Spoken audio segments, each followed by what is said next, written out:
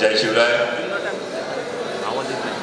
आजच्या या सोहळ्यासाठी मंचावर उपस्थित असणारे तालुक्याचे माजी आमदार, आपले मार्गदर्शक मान्य बाळासाहेब चितांगड, विघ्नर सहकारी साखर कारखान्याचे चेअरमन सत्यशील दादा शेरकर, अनंतरावजी चौकले, शरदरावजी लेंडे, शिवसेनेचे तालुका प्रमुख माऊली शेठ खंडागळे, संभाजीराजे तांबे, कृष्णभूषण अनिल तात्या मेहेर, मोहित भाऊ रमाले, काकटकर सर, तुषार भाऊ थोरात, शरदअण्णा चौधरी, दिलीप भाऊ मुले, अंकुश शेठ आंबले, गंगाराम बुवा डुबरे, वैभव शेठ तांबे, गुलाब शेठ पारखे, सुरेखाताई मुंडे, शोभाताई शिंदे, सुनीलजी मेहेर, अशोक नाना गोडके, शरदअण्णा चौधरी, रोहिदास शेठ शिंदे, विशालजी बनकर, अशोकदादा कोलप, बंसीभाऊ चतुर, विलास शेठ पाटे, बाजीराव शेठ ढोले, सईदभाई पटेल, पी.के. भुजबळजी, काबा शेठ गागरे, संदीप भाऊ ताजने, सुरेखाताई बेटेकर,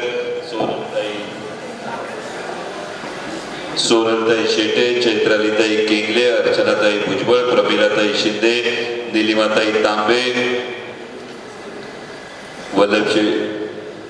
वल्लभशेठ शेळकेसर, स्मिताताई डुमरे, ज्योत्स्नाताई महाबरे, डॉक्टर गणपतरावजी डुमरे, संजयजी गुंजाळ, विवेक भाऊ काकडे, बाबाशेठ परदेसी, जानकुशेठ डावकर, संपतअण्णा नायकोडी, मंगेशअण्णा काकडे, संतोषेठ केदारी, तुषार भाऊ वाबळे, जितेंद्र भाऊ बिडवई, सारंगजी गोलब, समीरजी भगत, रोहिदाजी वेठेकर सर, महादेवराव ओतुरकर, हरिभक्त पर्यंत धोंडी भाऊजी पानसरे, रघुनाथ दादा तांबे, जानेंद्र शेठ पानसरे, वैशालीताई तांबोळी, डॉक्टर वेताळ, इतर सर्व महाविकास आघाडीचे पदाधिकारी. मला पूर्ण कल्पना आहे, नावं वाचतानाच तुम्हाला कल्पना आहे की खरं तर इतके मान्यवर असल्यानंतर कार्यक्रमाला वेळ लागणं हे स्वाभाविक होतं.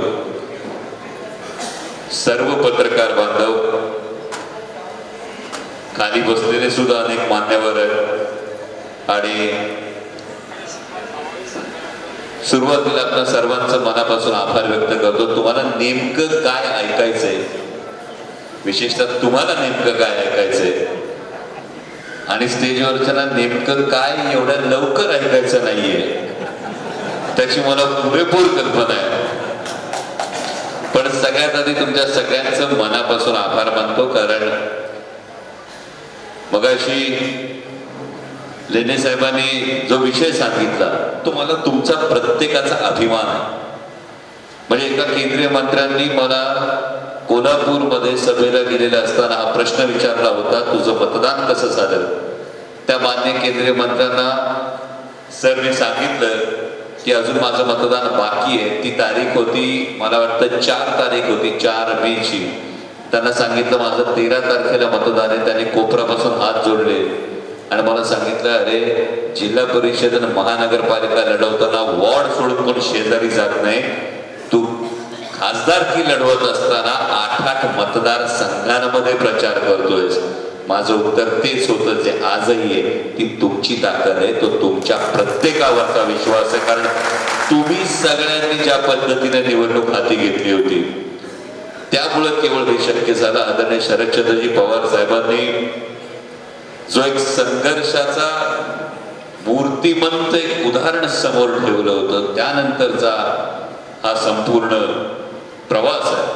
आणि त्यामुळे मी परवा शिरूरलाही म्हणालो की जरी निवडून आल्यानंतर जे सर्टिफिकेट मिळतं त्या सर्टिफिकेटवर नाव जरी माझं असलं तरी हक्क तुमच्या प्रत्येकाचा आहे. कारण ही तुमच्या प्रत्येकाची मेहनत हे तुम्ही प्रत्येकाने केले. जेवढं राष्ट्रवादी काँग्रेस पक्ष, शरदचंद्र पवार पक्षाच्या कार्यकर्त्यांनी केले तेवढंच यश हे शिवसेनेच्या कडवट शिवसैनिकांचं आहे. तेवढंच यश हे काँग्रेसच्या प्रत्येक कार्यकर्त्याचं आहे. तेवढंच यश बिरसा ब्रिगेड असेल, मार्क्सवादी कम्युनिस्ट पक्ष असेल, आम आदमी पक्ष असेल, या सगळ्यांनी ही मेहनत केली आहे. आणि त्यामुळं हे जे दैदिप्यमान यश दिसतंय त्यामुळं ते येतंय. आणि जेव्हा इतकं दैदिप्यमान यश दिसतं, विशेषतः तालुक्यात जेव्हा आपण बोलतो, तर तालुक्यात बोलत असताना 51,300चं लीड असल्यानंतर कोणीतरी म्हणायला मिळतो की प्रत्येकाला आता आमदार व्हावंसं वाटतंय. आणि मी खूप सहमत आहे तुमच्याशी, यामध्ये कोणाचंच गैर नाहीये. कारण 51,300चं लीड हे तुम्ही तुमच्या कर्तृत्वाने मिळवून दाखवलंय. भले तुमच्या मनात येत असेल तर तुमच्या प्रत्येकाच्या भावनेचा, तुमच्या प्रत्येकाच्या महत्वाकांक्षेचा मी मनापासून आदर करतो, हे मी प्रामाणिकपणे सांगतो.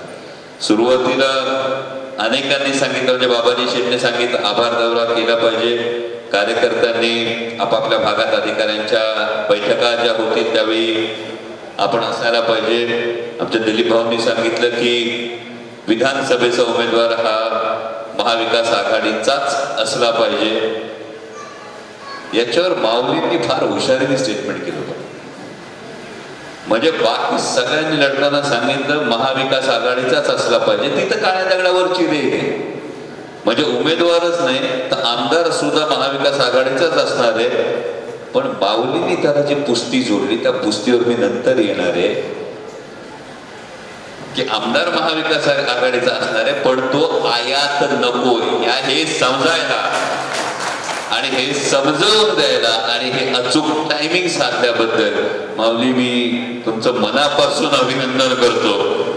कारण पिन कुठं लावायची आणि का लावायची याचं हे अचूक टायमिंग होता. आमच्या डॉक्टर साहेबांनी जनसंपर्काच्या विषयी सांगितलं आणि गेल्या वेळी खरोखर हा एक फॉल्स नॅरेटिव्ह ज्याला आपण म्हणतो, कारण हे खूप सहज होतं. माझ्या काही पत्रकार बांधवांना तर मी मनापासून विनंती केली होती की जर असा बाईट आपण घेत असाल की खासदार फिरत नाहीत का, तर प्लीज माझ्याबरोबर एक दिवस फिरा.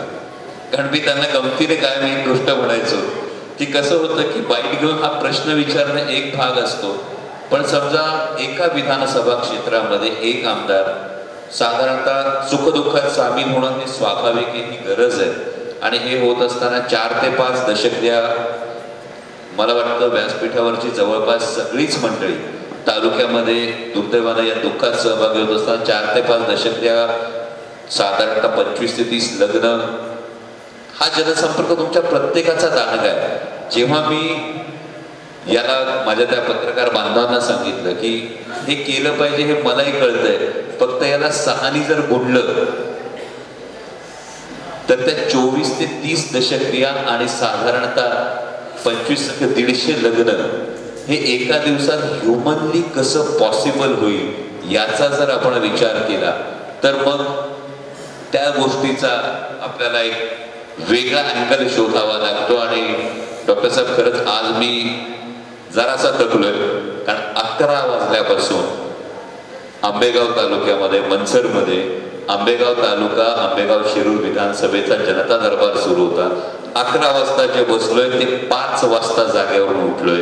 एवढी जनता दरबारात येणाऱ्यांची संख्या होती. आणि मग मला खरोखर हा प्रश्न पडला, मला माऊली शेठ खरंच वाटलं नव्हतं सत्यशील दादा की आंबेगाव तालुक्यात एवढा वेळ जनता दरबार घ्यावा लागत असेल.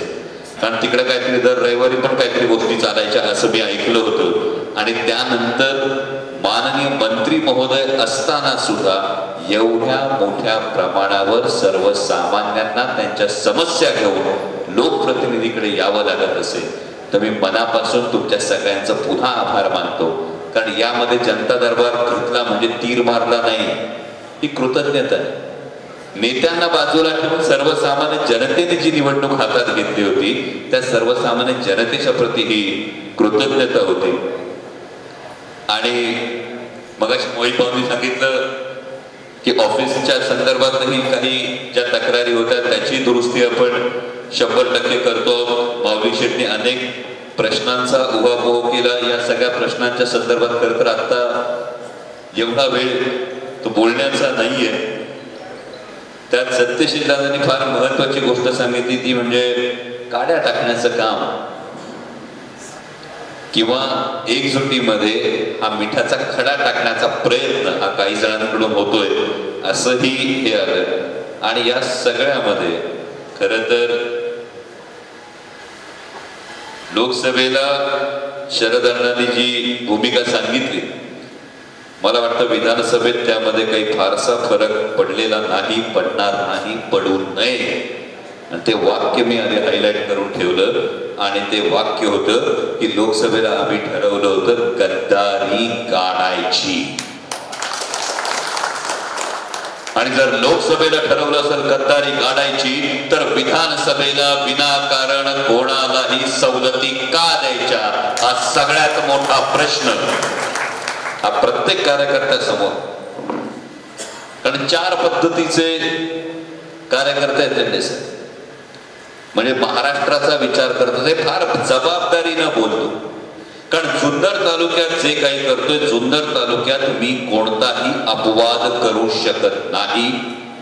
कारण जेव्हा महाराष्ट्राच्या संपूर्ण प्रचार यंत्रणेचं एक नॅरेटिव्ह बनवण्याची जबाबदारी खांद्यावर असते, जेव्हा महाराष्ट्रभर विधानसभेचा प्रचार करण्यासाठी जायचं असतं, त्यावेळी जुन्नर तालुक्याला एक न्याय आणि इतर ठिकाणी वेगळा न्याय असा होऊ शकत नाही.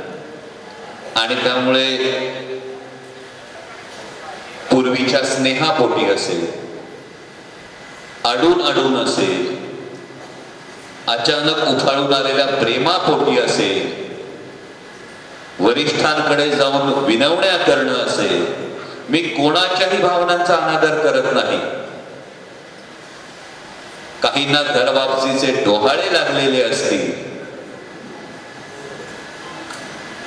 या सगळ्याच्या वेळी एकदा फक्त साहेबांचा विचार करा, एवढीच माझी हात जोडून कळकळीची.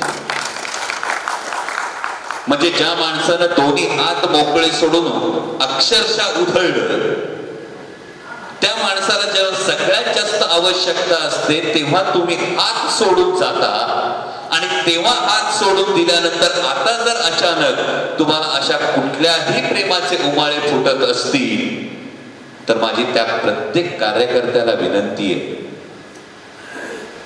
जे तालुक्यात करणार आहोत त्याचं उत्तर तुमचा लोकप्रतिनिधी म्हणून मला महाराष्ट्रात द्यायचंय.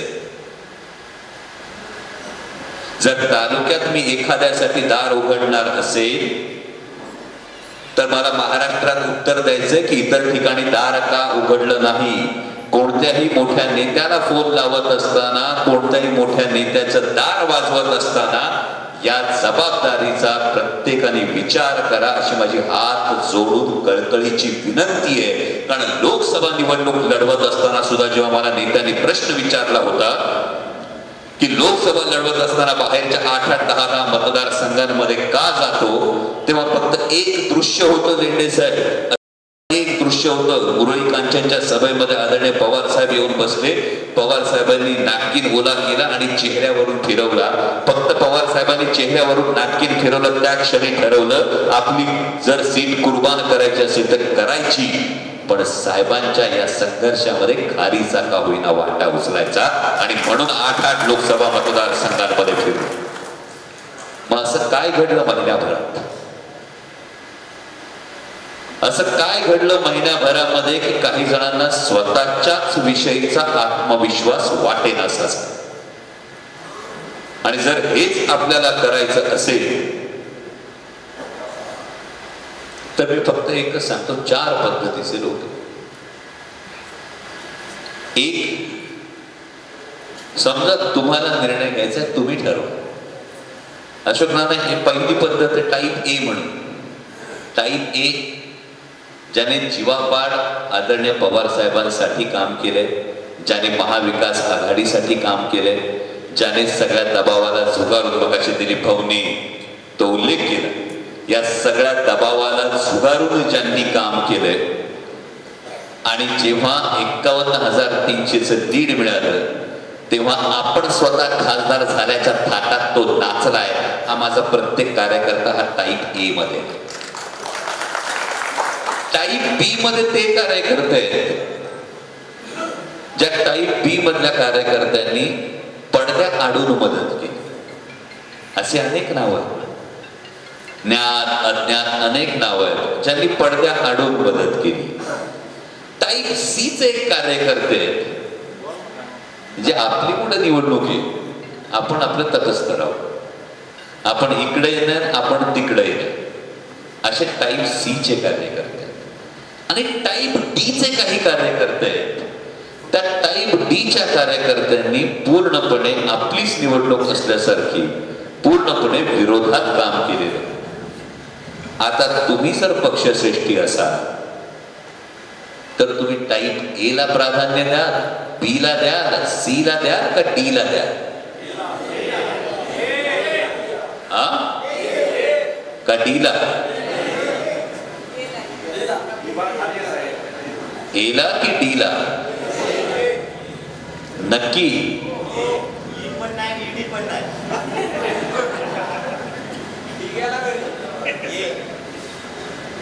मग या पद्धतीचं जेव्हा नॅरेटिव्ह पसरवलं जातं तेव्हा तुमचं माझं जर एकमत आहे, त्यामुळे याविषयी निर्धास्त रहा. महाविकास आघाडीचाच आयात नसलेलाच उमेदवार आणि तोच जुन्नर तालुक्याचा आमदार होणार. ही जेवढी तुमची जबाबदारी तेवढी माझी जबाबदारी, हे ठामपणे आता सांगून ठेवतो. पण हे करत असताना माझी सगळ्यांना विनंती, मोळीची गोष्ट लहानपणी आपण ऐकली होती.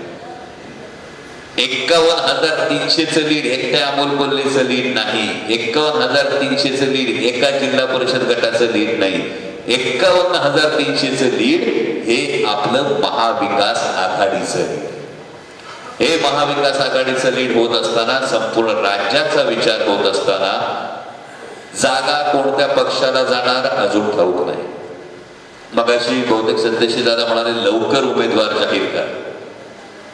पण मी हीच विनंती करतो की जर मला अजून ठाऊकच नाहीये जागा कोणत्या पक्षाला जाणार, आग्रह प्रत्येकाचा आहे आणि तो प्रत्येकाचा असणं स्वाभाविक आहे. म्हणजे सिटिंग कॅन्डिडेट राष्ट्रवादी काँग्रेस पक्ष, शरदचंद्र पवार त्यांचे तुम्ही खासदार निवडून दिले. संघटनात्मक बांधणी शिवसेनेची तेवढीच मजबूत आहे, काँग्रेसची स्वतःची वेगळी ताकद आहे. त्यामुळे प्रत्येक पक्षाला ही जागा आपल्याकडे हवी हे वाटणं फार स्वाभाविक आहे. मी केवळ तालुक्याचं प्रतिनिधित्व करत असतो तर मी वेगळं बोललो असतो.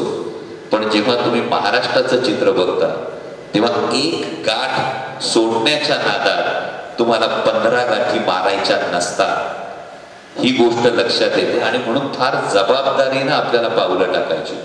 ही जबाबदारीनं पावलं टाकत असताना मग उमेदवार कोण, याचं आपलं उत्तर आहे महाविकास आघाडीचाच आयात नसलेला. मी पत्रकार बांधवांना थेट सांगतोय, कारण त्यामुळे मी बंद दारात बैठका करत नाही. कारण आयात उमेदवार करायचा असेल तर तो का करायचा याचं एक फार महत्वाचं उत्तर लागते. म्हणजे आपल्याला क्रिकेट आवडतंय, बरोबर कळलं सर? जर ओपनिंग बॅट्समन सेंचुरी मारत असतील तर इम्पॅक्ट प्लेअर घेतोय का मध्ये? मग जर आम्हाला 51,300चं लीड असेल तर आम्हाला गरज आहे का, हा पहिला प्रश्न आहे. आम्ही शेतकऱ्याची पोरं, जर ऊस एकरी 100 टन निघत असेल तर बेणं बदलतोय का?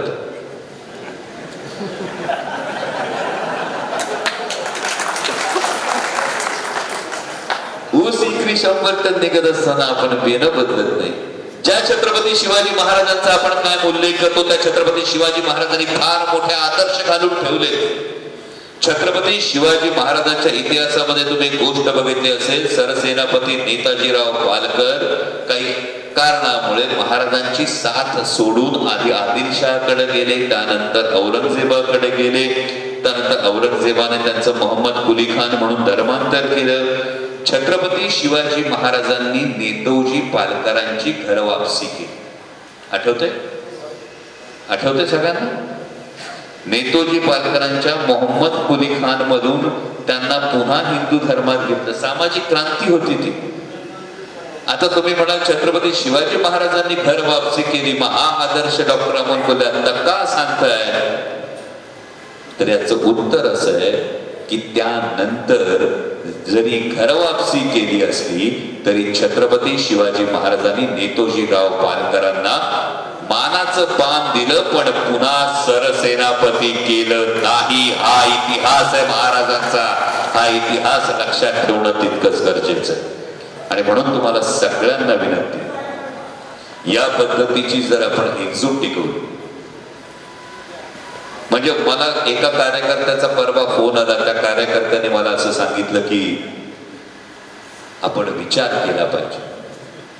म्हटलं तुम्हाला कदाचित तुमच्या क्षमतेवर अविश्वास असेल, मला माझ्या महाविकास आघाडीच्या प्रत्येक कार्यकर्त्याच्या क्षमतेवर पूर्णपणे विश्वास आहे. आणि मला खात्री आहे की विधानसभा निवडणुकीमध्ये सुद्धा हीच गोष्ट पुन्हा रिपीट केली जाणार आहे. हेच लीड याच पद्धतीनं आपण विजयश्री खेचून आणणार.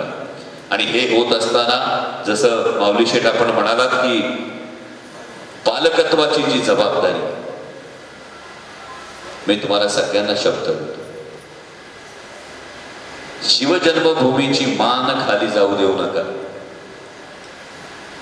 कारण तुम्ही त्या महायुतीच्या उमेदवाराच्या विरोधात लढणारा, ज्या महायुतीच्या सरकारने छत्रपती शिवाजी महाराजांची वागणूक सुद्धा केवळ प्रचारासाठी ती वागणूक अफजल खानाच्या वधात वापरली होती की नाही हे सुद्धा माहित नाही. आणि मात्र महाराष्ट्राच्या जनतेची फसवणूक ज्या सरकारने केली त्यांच्या उमेदवाराच्या विरोधात आपण लढणार आहोत. म्हणून तुम्हाला सांगतो की शिवजन्मभूमीची मान खाली जाऊ देऊ नका. माझा तुम्हाला शब्द आहे, जरी विधानसभेचं तिकीट हे कुठल्या तरी एकाच पक्षाच्या एकाच व्यक्तीला आलं तरी माझी वैयक्तिक जबाबदारी आहे, माझ्या खांद्याला खांदा लावून जुन्नर विधानसभेवर महाविकास आघाडीचा झेंडा फडकवणाऱ्या प्रत्येक कार्यकर्त्याला मानाचं मान मिळेल याची जबाबदारी मी स्वतः घेईन. ही मी तुम्हाला सगळ्यांना शब्द देतो.